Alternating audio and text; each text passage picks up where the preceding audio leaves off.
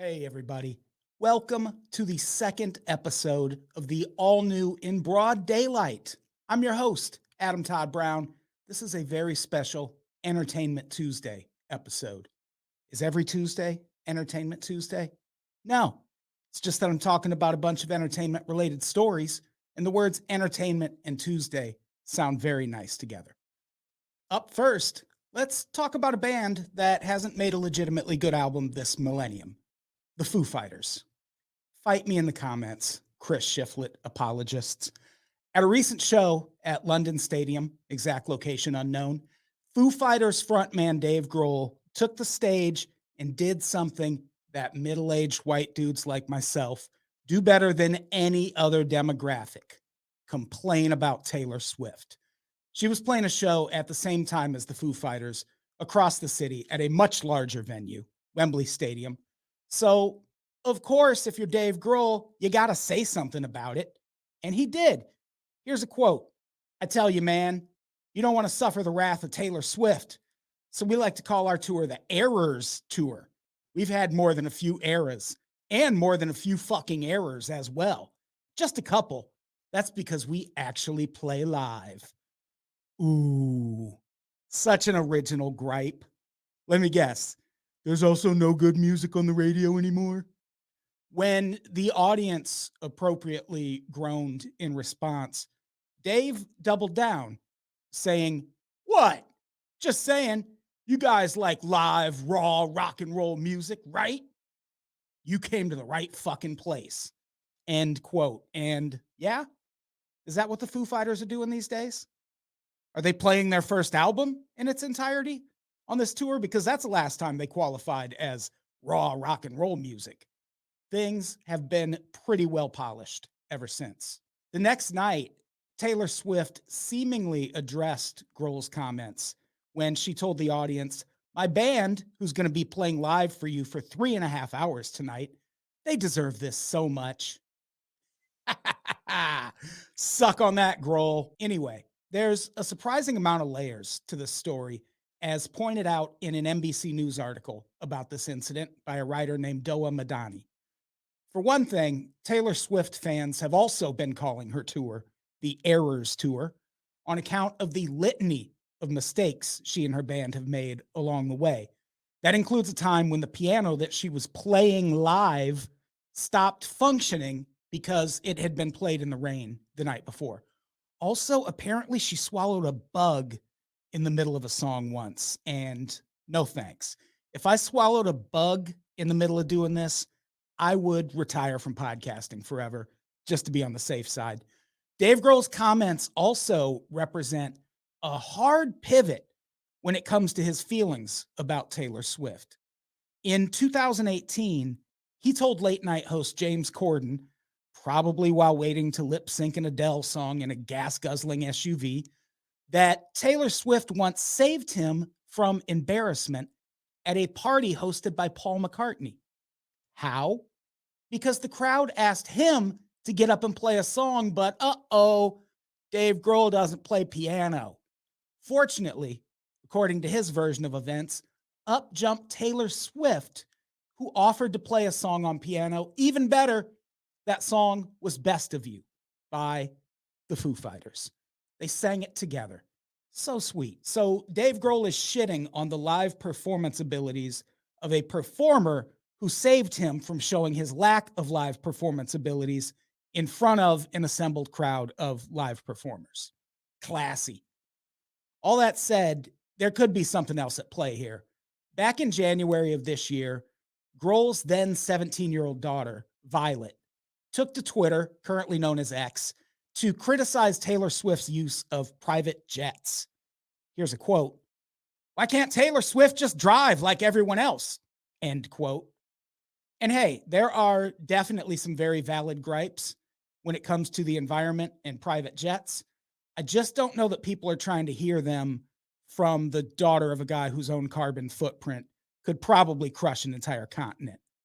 As you'd expect, Violet Grohl got a lot of heat online from Swifties after that tweet, so much so that she deleted it shortly thereafter.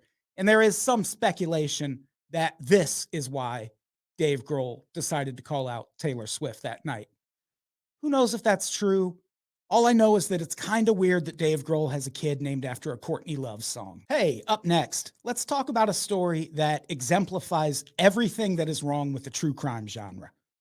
The family of one of notorious monster Jeffrey Dahmer's victims has come forward to call out pop singer Ariana Grande, who, full disclosure, I love.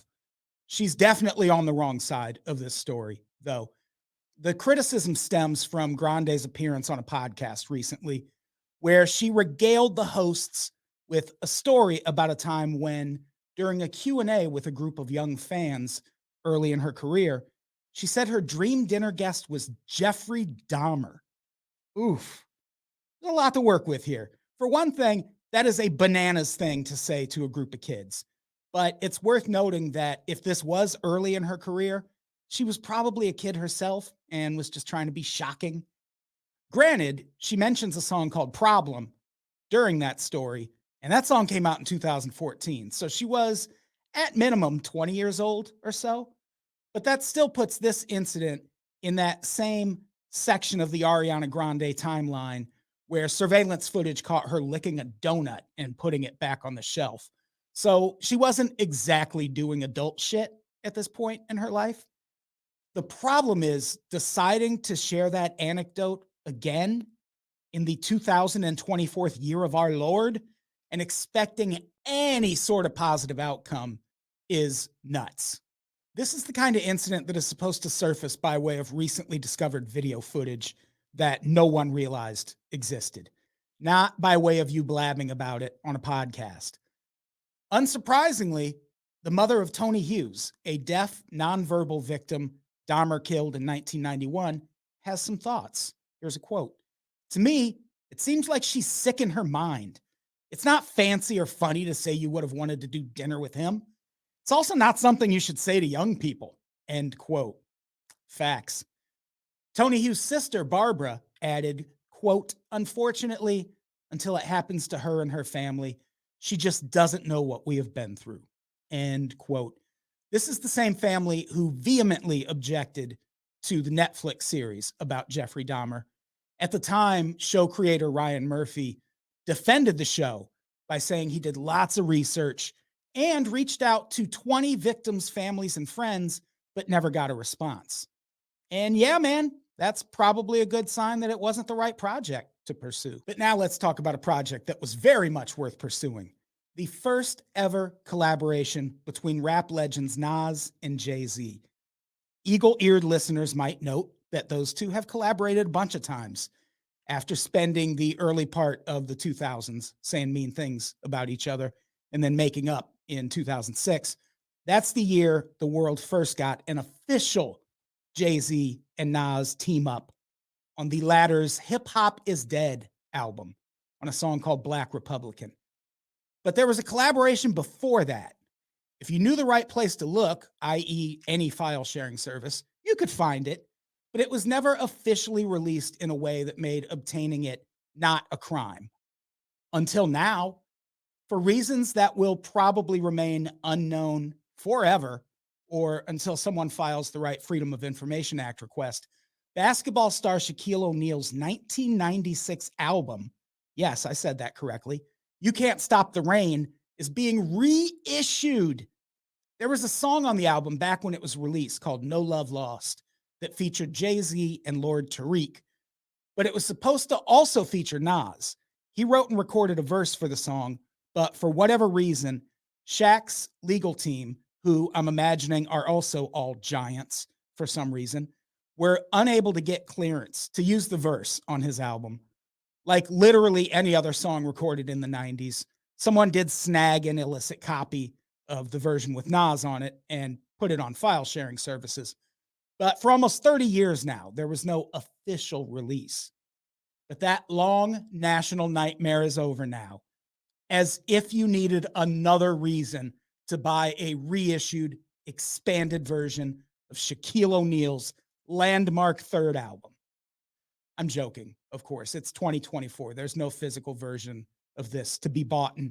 But if you're looking to consume it in a way that still feels vintage, might I suggest listening to it on SoundCloud?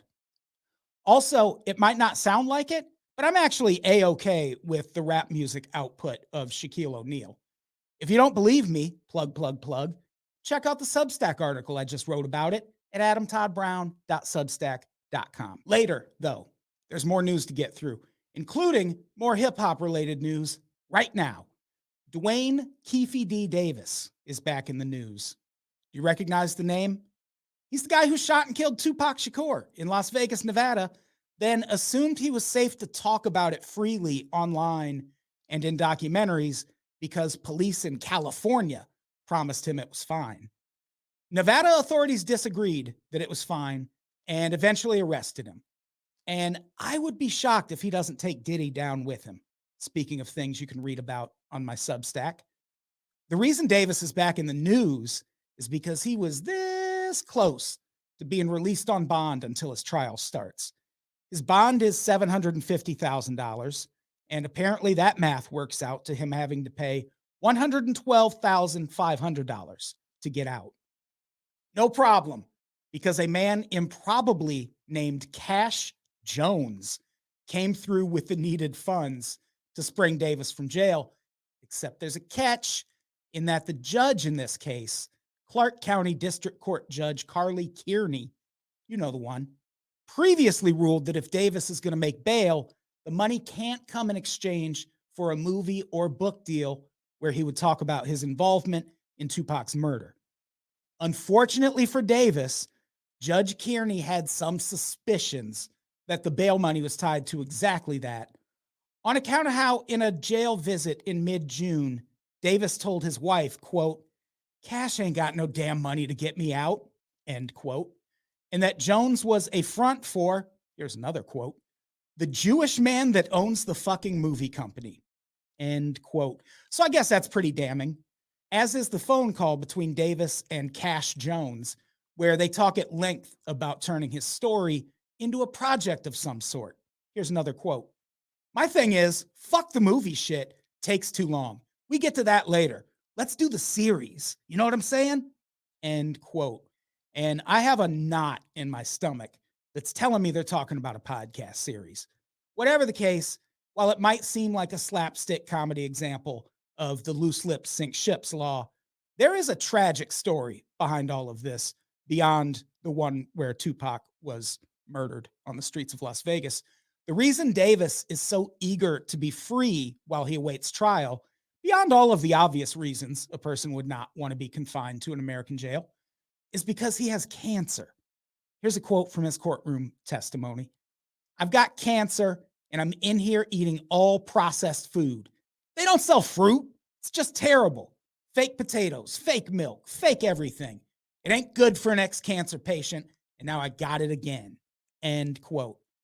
And am I supposed to not care that this guy isn't getting adequate medical treatment in jail because he's accused of killing Tupac? Because nope, that's not how that works. American jails and prisons are way near the top of the list when it comes to things in this country that need to be reformed. And reformed in a burn it all to the ground and start over sort of way. As far as I know, from just barely being a legal expert, there are no crimes in this country where the punishment is that you're denied treatment for a potentially fatal disease. At the very least, give the guy some goddamn fruit. How hard is that? But hey, why burn down anything when we can just reelect Trump or not reelect Trump and let the country self-combust instead? We're a few short months away from that being our reality, which makes it a perfect time for comedians to finally decide Trump is too big of an actual problem to be funny. This somehow just now clicked with former SNL cast member Darrell Hammond, one of the handful of people who have impersonated Trump on Saturday Night Live since he was first running for president. That, for the record, was the correct time to decide Trump was a legitimate threat and correct course accordingly. Not now. We're fast approaching the point where making fun of Trump will probably be a crime. And now you want to cut the jokes? No, get them in while you can. Darrell Hammond says he does, though. In an interview with TMZ after the recent fiasco of a presidential debate, he straight up says it's because he's scared of Trump supporters and fears for his and his family's safety if he continues making jokes. That is completely understandable and something a whole lot of people should have thought a little more about when people like Hammond's former SNL castmate, Norm Macdonald, were saying Trump seemed like an actual Nazi way back in 2015. Norm got a bunch of backlash for saying that, which was what inspired me to write an article about how Trump seemed like an actual Nazi that was read by literally millions of people. Not to toot my own horn, toot toot. There was also a now infamous incident where, on one of the Sunday morning politics talk shows of the world, Keith Ellison got uproarious laughter from George Stephanopoulos and his fellow panelists for saying Trump had a chance of winning and that Democrats should take him seriously. What I'm getting at is that people were sounding alarm bells about Trump way, way back when Darrell Hammond and his beloved institution of a comedy show were being a huge part of the problem by letting Trump host. There was never anything funny about Trump, not even in 2015 when he announced he was running. Everyone knew he was a problem. It's just that back then he seemed like a problem that would never come for someone like Darrell Hammond.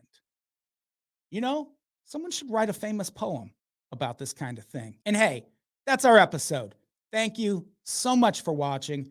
Please subscribe here on YouTube and at adamtoddbrown.substack.com if you're so inclined. And thanks. We love you.